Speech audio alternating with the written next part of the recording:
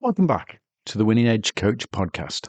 I'm your host, Kev Oakley, and this is where we break down the tools, tactics, and strategies that build a stronger, more resilient mindset so you can perform at your best when it matters most.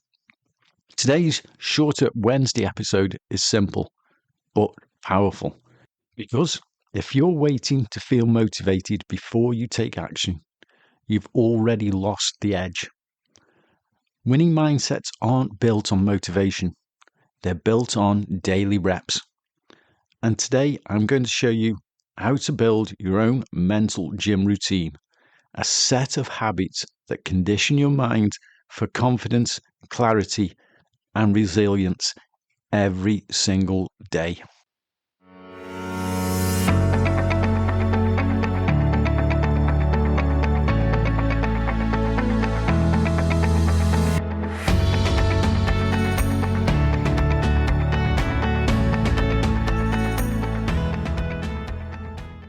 As we get into today's episode, I want you to think about this. You wouldn't expect to go to the gym once, lift a few weights, and walk out with a completely transformed body. So why do people expect a strong mindset without training it? Your mind works the same way.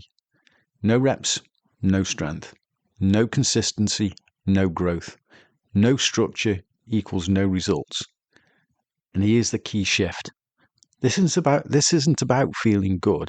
This is about becoming mentally conditioned. Let's get into the habits that you can implement on a daily basis.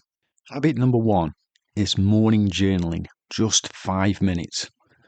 This is your daily check-in. Before the world gets your attention, you take control of your direction. Keep it simple. 2 questions. What am I excited about today? What challenges might I face and how will I respond? The second question is where the magic happens. You're not reacting to your day anymore. You're preparing for it. You're training emotional control before the pressure even shows up. The actionable takeaway here is don't think about it. Just 5 minutes, pen and paper, phone put away before you even look at your phone, and just approach those 2 questions and write them down the old-fashioned way, pen and paper. So that's habit number 1. Habit number 2 is visualization, just 3 minutes. This is where you start thinking like a performer. Top athletes don't just train physically, they rehearse mentally. And here's how to do it. Close your eyes. Slow your breathing. Maybe use one of the breathing techniques we discussed previously on the podcast. Now see yourself executing at your best. Not hoping, not wishing. Executing. The important thing is here to see it clearly. Get the image as clear as you can. Make it as bold as you can. Feel it in your body. How would you feel when you're executing at your best? What would you hear again when you're executing when you're executing at your best? See it, hear it, feel it. Step into that version of you, because your brain doesn't fully distinguish between real and vividly managed experience. So every time you visualize success, you're laying down the neural pathways for confidence and execution. The tip is here, if you can't see it clearly, focus on the feeling. Confidence, control, composure. And that's how to visualize. Bit number 3 is affirmations with emotion for just 2 minutes. Now, let's make this practical. Affirmations only work if they have energy behind them. And in fact, I'm going to do an entire episode on affirmations at some point in the future. Flat words create flat results. But when you combine repetition and emotion and physical movement, now you're rewiring your state in real time. I can always remember a Tony Robbins interview or talk where he actually talked about including your affirmations in your morning run or your morning walk, getting that emotion in at the same time as your physical activity. Think about where you could fit your affirmations in with something you already do. That could be during your training, your walking, your running, even doing squats in front of the mirror. And some typical, and these, I'm not dictating what you use, affirmations are very personal to you, but you could have something like, I stay composed under pressure. I finish what I start.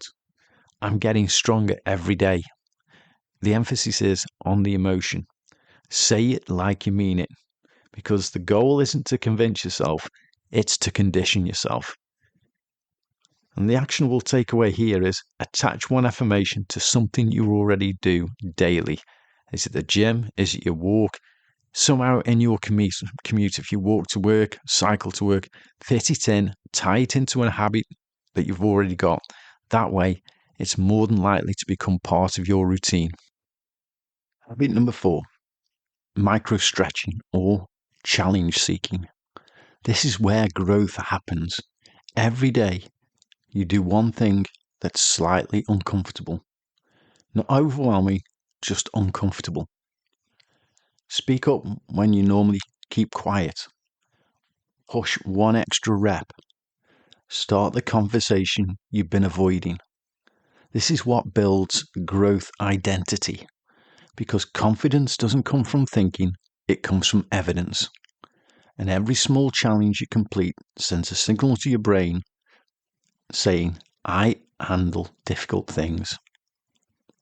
And over time, that becomes who you are. You change your neurology. You change your identity in a way. The actionable takeaway from this one is every morning, ask yourself, what's my one stretch today? A final habit is habit number 5, just evening gratitude. Now, if you've listened to previous episodes of the podcast, you'll know I'm a big fan of both morning and evening gratitude. Evening gratitude is how you close the loop. At the end of the day, most people focus on what went wrong. Winners track what went right. Write down 3 things: your wins, progress, moments you handled well. Just spend that time to reflect on 3 things that went well that day.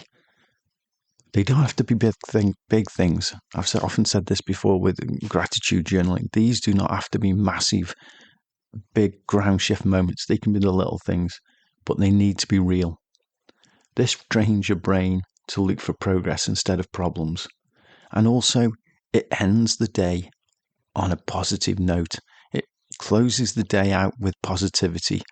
This trains your brain to look for progress instead of problems. And over time, that shift changes your baseline mindset. This isn't toxic positivity, it's evidence-based reinforcement. Let's package all that together and see what your 15-minute mental gym routine would look like or could look like. And let's make it practical. So here's your daily structure.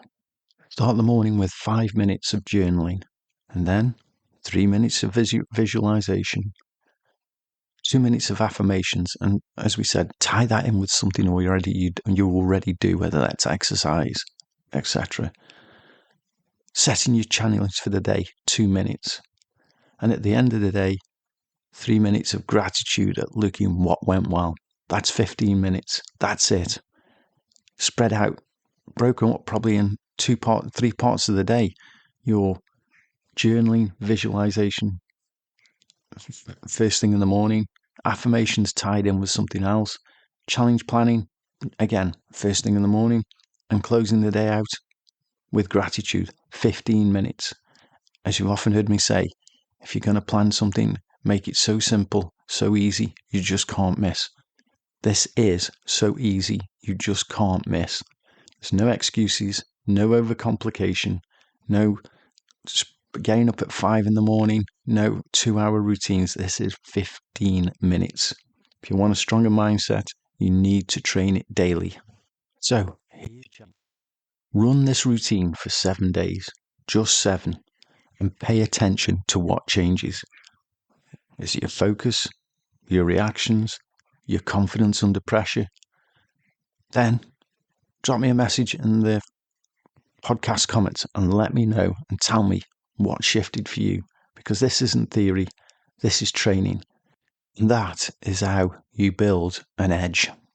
That's it for today's episode. If you found this episode valuable, please take a moment to pass it on to someone who would genuinely benefit from it, a colleague, a friend, or anyone working to improve their performance and well-being. And if you haven't already, follow or subscribe to the Winning Edge Coach podcast on your preferred podcast platform. It's a simple step that only takes seconds that helps the show to reach more people who are serious about improving how they think, perform, and live. Thank you for listening. I appreciate your time, and I'll speak to you again on the next episode of the Winning Edge Coach podcast.